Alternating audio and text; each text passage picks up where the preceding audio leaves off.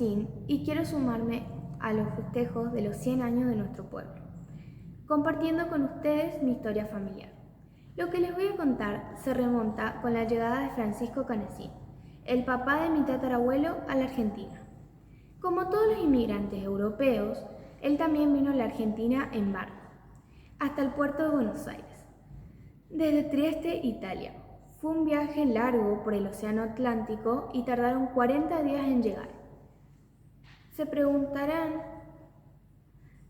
para el papá de mi tatarabuelo no fue nada fácil llegar a Buenos Aires. Tuvo que venir disfrazado de mujer debido a la Primera Guerra Mundial que empezó en 1914. Se preguntarán por qué debió recurrir a un disfraz femenino. Bien, como ya les dije, el mundo estaba en plena guerra y a los hombres no se les permitía abandonar el frente de batalla. Estaban obligados a participar de la guerra. Sin embargo, las mujeres terminaron descubriendo el engaño porque le comenzó a crecer la barba durante la travesía. Luego de llegar a la Argentina, se conoce con María Isabel Facchini, con quien se casa, también proveniente de Italia. El matrimonio tuvo varios hijos. Uno de ellos fue mi tatarabuelo Valentín. Cuando se estaba poblando Formosa, el gobierno nacional les ofreció tierra y envió a todos quienes querían trabajar en los campos. Viajaron desde Buenos Aires a Formosa en la embarcación del Resguardo. En el año 1917, en la época de la construcción del ferrocarril, llegaron a Fontana. Ahí se dedicó a la ganadería y el obraje. Se casó con Emilia Benica. Tuvieron 12 hijos. Entre ellos nació mi bisabuelo, Silvio Valentín Canesín.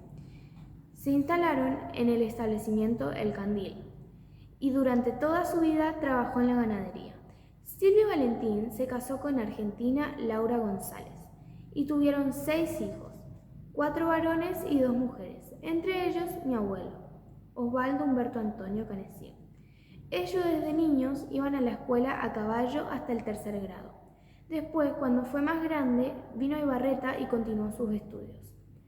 Se recibió de maestro. Trabajó en el Banco Nación, sucursal Ibarreta.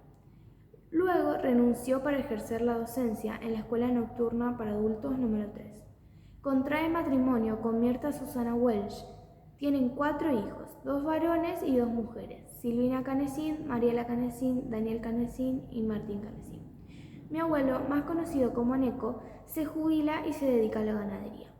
Mi padre es su hijo mayor, Osvaldo Martín Canesín, quien, con Gladys Roxana Borda, mi madre, tienen 2 hijas, yo, María Luján Canesín, y mi hermana Eugenia. Mi papá es contador y también se dedica a la ganadería, continuando así con el legado familiar. Contaba el abuelo, atizando el fogón de los recuerdos, historias de su vida, con su acento de Trieste formoseño, el abuelo Canesín. Siguió el sol cuando bajaba y en el medio de Formosa plantó su sangre italiana. Hola, mi nombre es Juan II Pérez Polo. Lo que mi papá me contó fue que mi bisabuelo, Segundo Polo, y su familia fueron los primeros pobladores de Ibarreta y de la zona, que también vinieron desde la provincia de Salta bajando por la orilla del río Bermejo con su hacienda buscando campos con mejores pasturas. Formosa en esa época era territorio nacional y en aquellos tiempos los aborígenes tenían mucha rivalidad con la gente blanca. Y en uno de los ataques hechos por los aborígenes mataron a mi tatarabuela Melitona Polo, madre de mi bisabuelo Segundo Polo y de Martín Polo, cuyo nombre lleva una de las calles de Ibarreta. Tiempo después, mi bisabuelo Segundo Polo se hizo un importante ganadero de la provincia de Formosa, enviando toda su producción ganadera en tren hacia Salta y Bolivia. En esa época ya se estableció en Pozo del Tigre, siendo este pueblo en ese momento uno de los más importantes mercados ganaderos comparado con el mercado de Liniers de Buenos Aires. Mi bisabuelo, Segundo Polo, y su esposa, Cástula Argañarás, tuvieron 10 hijos.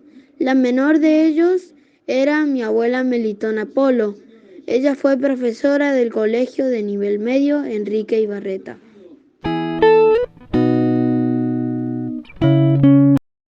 Somos Juan Segundo Pérez Polo y María Luján Canesim.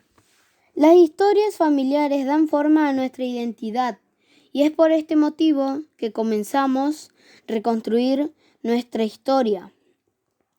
Para entender quiénes somos, a partir de los relatos familiares a los que apelamos para poder conocer y saber de dónde vinimos. Desde esos relatos y desde nuestra memoria familiar, esta es nuestra historia. Nuestros tatarabuelos eran el irlandés y ella francesa. Llegaron a Buenos Aires aproximadamente en el año 1880, donde tuvieron 12 hijos. Uno de ellos, Pedro Augusto Welch, es nuestro tatarabuelo. Mi bisabuelo, Miguel Augusto Welch, quien nace en el año 1913. Tiene 2 hermanos varones y 2 mujeres. Vinieron de Buenos Aires a Formosa junto a su padre. En ese entonces, Formosa era territorio nacional. Estamos hablando de aproximadamente el año 1940. Don Pedro Augusto, junto con su señora, se volvieron a Tigre, Buenos Aires.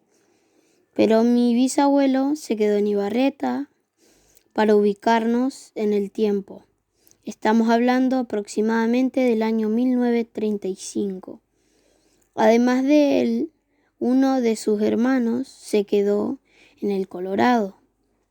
Se casó con una correntina y después se vino también a Ibarreta. Miguel Augusto Welch se casa con Hilda Irene Dazo, nuestros bisabuelos. Ella, hija de Miguel Dazo, español, y de Juana Teunic, de origen belga. Hilda Irene Dazo, doña Negrita para todos, nace en San Luis. Sus padres vienen a la colonia aborigen de Bartolomé de las Casas para trabajar en la policía. De allí se trasladan a Ibarreta, donde se quedan a vivir definitivamente. Es aquí donde se conoce con nuestro bisabuelo Miguel Augusto. Se casaron y la primera de sus hijas nace en el año 1945. Luego de ella tuvieron 5 hijos más. El menor de todos es mi tío abuelo, Pilo Welch, el único hijo varón. Nuestra abuela es Mirta, una de las hijas mujeres de mis bisabuelos. Todos ellos concurrieron a la escuela número 64. El primer trabajo de mi bisabuelo fue en el Ministerio de Agricultura. Como anécdota importante, a él le tocó luchar contra las plagas como la langosta que hacía destrozos en los cultivos. Para combatirlas, se fumigaba en avionetas. Posteriormente, tuvo un almacén de ramos generales, el Tucán, donde concurrían de las colonias y llevaban mercaderías en volantas tiradas por caballos o carros con bueyes. Después de cerrar el negocio, puso una sodería, donde trabajaban todas las hijas. Se cargaban los envases de vidrio grueso con agua y gas, con una máquina eléctrica. El reparto lo hacía él, en una jardinería a caballo. Posteriormente, pudo contratar empleados que hacían ese trabajo. Con lo que ganaba, mantenía a su numerosa familia. Mucho después, solicitó la posibilidad de una estación de servicio que ofrecía YPF. A pesar de no tener un buen respaldo económico, solo con referencias de su conducta y el apoyo del señor Burjaile, de comandante Fontana, consiguió ser el primer encargado de surtidores YPF en el pueblo, con palancas a mano donde se cargaba el combustible a los que necesitaban. Este primer surtidor se ubicaba en la calle Sargento Cabral, entre las calles San Martín y Martín Polo.